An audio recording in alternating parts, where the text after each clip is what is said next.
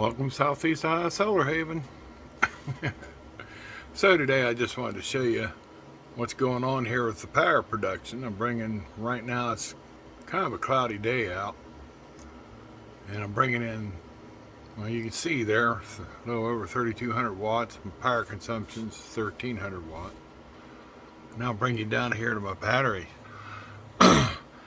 This morning when I woke up, I was about 58% state of charge. I'm at 89%. You can see what time it is right now, 3:05. It says consumed amp hours, but that's the remaining amp hours that's basically got to be charged. Both these meters, this is the Victron battery monitor, blah blah blah. It's not the shunt. Well, it might as well be a shunt, but it's the little meter. I'll show you the meter here. Yeah, the little meter right there. Yeah, it's that type of meter right there. Victor has a little bit shaded. No light. Imagine that. Let's turn some light on here. Ah, that's better. It's one of those. And of course, the Ames.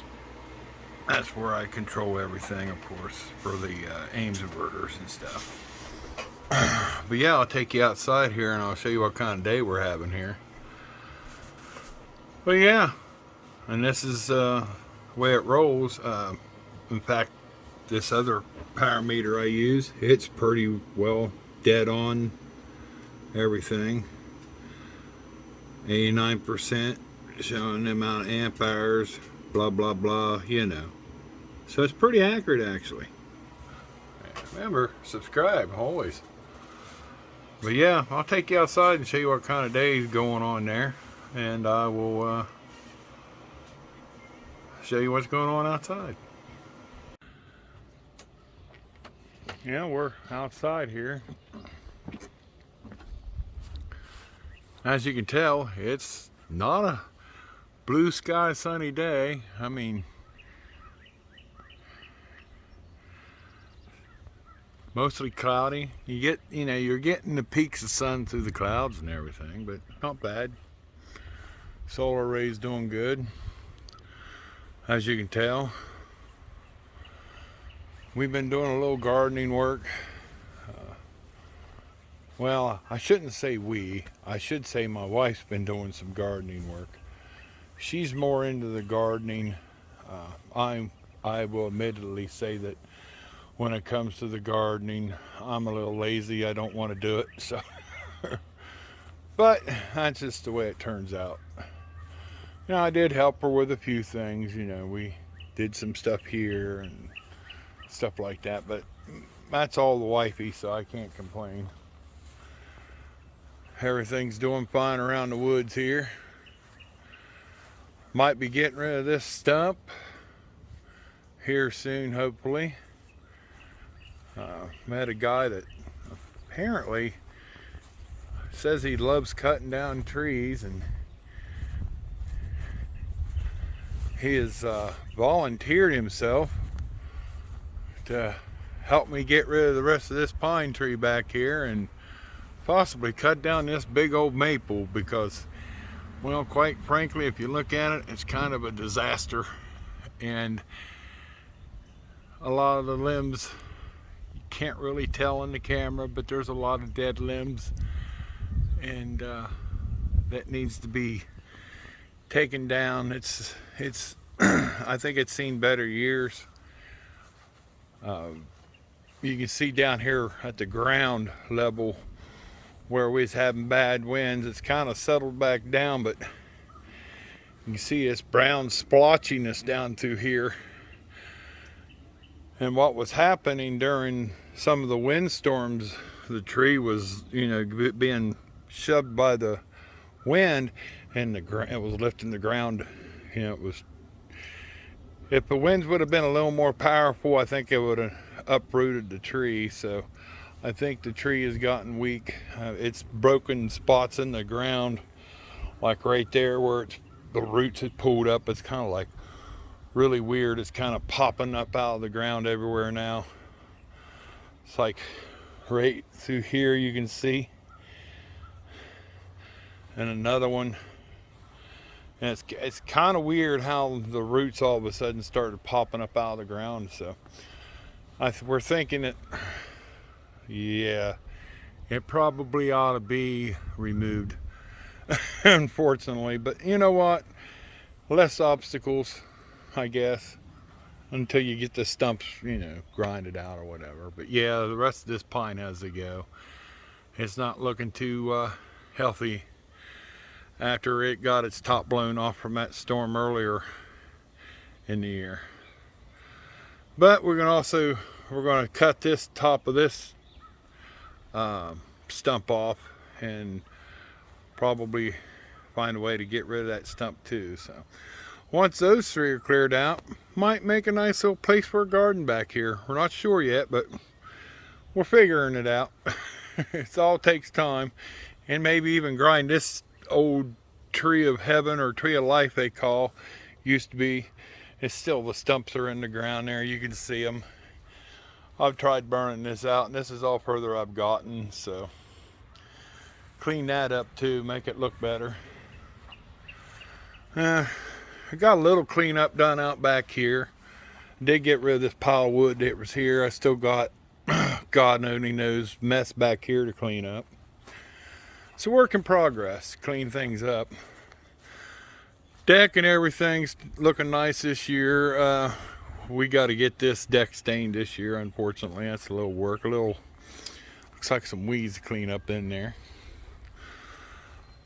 But where they removed the tree stump and reseeded the grass, that come out beautiful. So grass is growing in very nice, getting thick in there now. I don't have to run circles in the front lawn.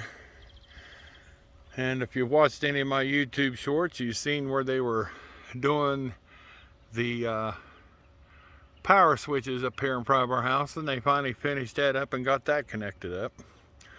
So I'm going to have to do a video on that, of the before and after. I haven't had a chance to put my little flying machine there and run it because it's been a little bit too windy. I probably could have today, but the winds are kind of blowing around here on the ground about 4 or 5 miles an hour. So I know if I get up there, and I can tell by looking at some of them treetops over there, that probably going to get a 15-mile-an-hour gust up there.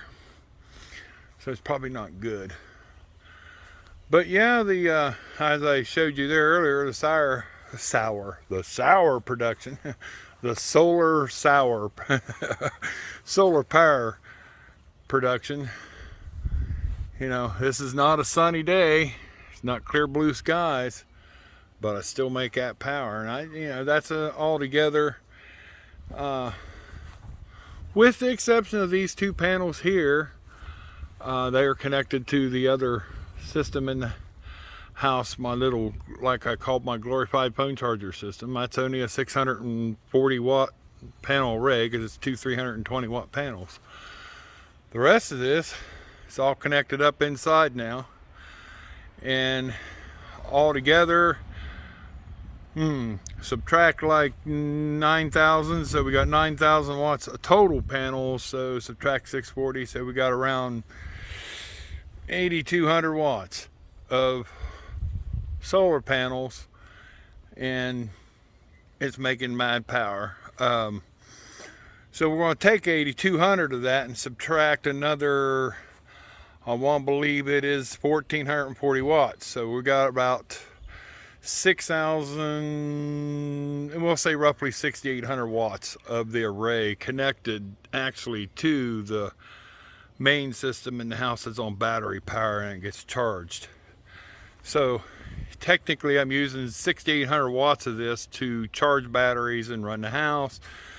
There's approximately, I think it was 1,440 watts, I could be wrong, or it's 1,380, one of the two, I can't remember. It's 1,440 watts or 1,380 watts of panels connected to a grid time inverter that is on a limiter that feeds the other smaller loads that I haven't taken off line.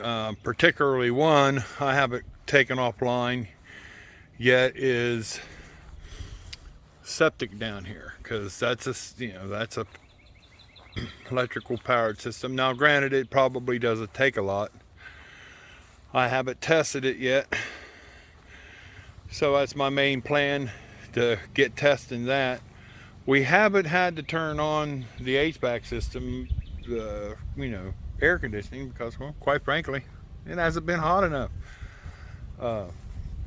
And so we're learning this year and taking into account of being more power conservational about things, because our local electric company has decided this year, which is AEP in Ohio, has decided beginning next month in June, our electric rates are going to shoot up by 28%, and come next year they're also going to be looking for a new rate, another rate hike increase, I guess. So now we're just learning to be more conservational, conserve with our energy usage. So we're trying to keep air conditioning use down, especially in the summer. Considering my electric bill, they'll probably, this month when it came in, I'd have to show you. Usually this time of year, we do use electric, on the grid, off the grid, or on grid, connected to the grid, because we can't fully power our house off grid yet. We could, but I don't have all the proper equipment. I need a big split phase power inverter to do that, and quite frankly, the finances hasn't let us do that yet. So anyway, what we're trying to do is conserve energy, of course, and so we're doing what we can do to take certain things off grid. I can take like the blower motor of the HVAC system off the grid because it's a 120 volt unit, but unfortunately the main thing in the system that takes the most power is this, and this is about 78 amps starting power. It's 3.5 ton unit.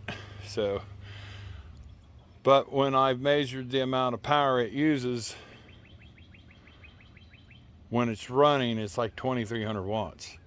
So I can provide 2300 watts. It's the locker rotor amp, locking rotor amp start that kills you, which is around, I'm not really sure, if you times 80 amps times 240, you're talking, 80 amps, you're talking 16,000 watt surge or something like that, so it's a big surge.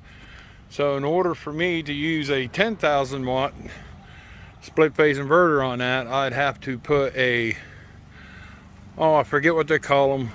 It's one of those starter things for your air conditioner that lowers the amperage. I just can't remember it. Sorry guys. I know a lot of you know what I'm talking about. But anyway, this is what we've been doing here. A little bit of gardening, a whole lot of solar. Well, I call it a whole lot of solar, but I'm still making mad power. Like I said, I'm using about 6,800 watts of this, and that's all I really need, because a lot of people have problems with hours, daylight hours. How much sun time do they actually get? Now, from 8 o'clock in the morning till the sun goes down here, I got daylight, sunshine all day long. I have no shade, none of that. It's 100% sunshine all day long out here, so it works out for me. And in the evening, this catches a few watts of power, and that's only a 1,000 watt array, but it helps in the evening. So, and that's pointing due west, so it gets the, when the sun comes down, whatever, and goes down over that way, it catches that. So that helps a lot. But anyway, I just thought I'd give you an update and show you, hey, how my solar power system's running. It's been running most of the house off a grid, with the exception of, like I said, the air conditioning, the septic tank, probably a few other items that are not off grid that are very low power usage. I noticed when the grid tie inverter is on during a day, it's usually about 380 watts of power usage. So that's not bad, considering that I could have upwards to 4 kilowatt usage at one shot, if the microwave's on upstairs and the coffee pot turns on, you turn a ceiling fan on or something. So as you seen there in the video earlier, that's what I'm averaging out on usage. That's with TV screens on, two computers on, refrigerators. I got 2 refrigerators I'm running and 2 deep freezes, all this offline. So anyway, thanks for watching. Stay tuned, more to come. I'm slow, I know, I haven't done a video in a while, but like I say, always click like and subscribe. The more likes, the more the algorithm gets better. And take care, behave yourselves, and keep those solar panels charging your batteries. Later.